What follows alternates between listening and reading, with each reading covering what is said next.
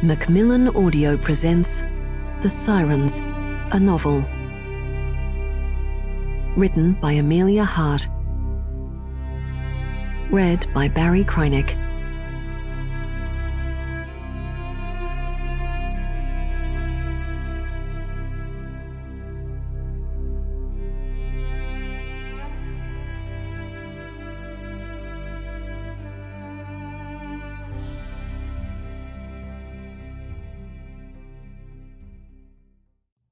For Katie, who inspired this novel, and for Jack, who believed I could write it.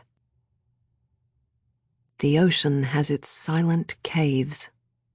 Nathaniel Hawthorne, The Ocean. Author's note. In 1788, a fleet of 11 British ships landed on a shore almost 10,000 miles from England.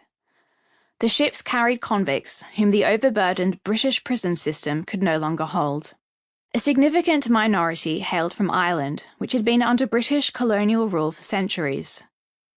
Exiled from their homelands, the convicts were put to work to create a new penal colony called New South Wales.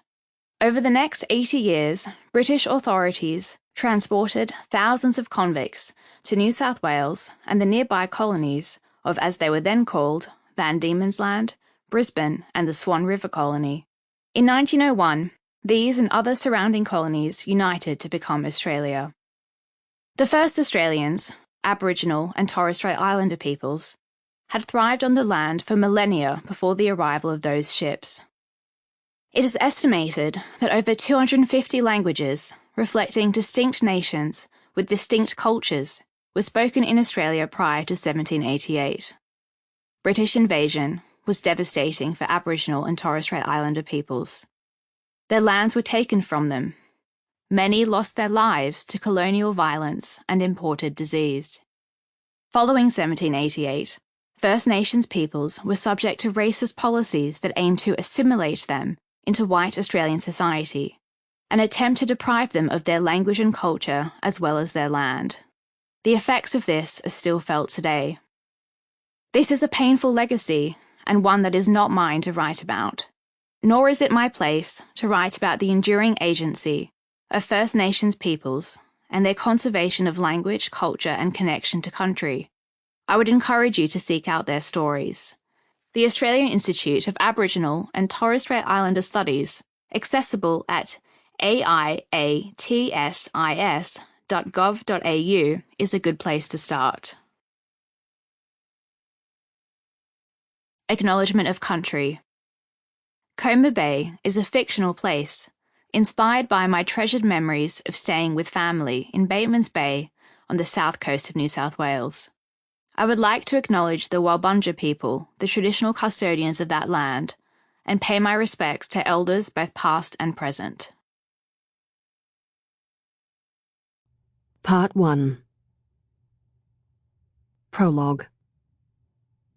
She breathes in time with the sea. In. The waves crash against the rocks, frothing through the mouth of the cave, icy on her toes, her shaking thighs.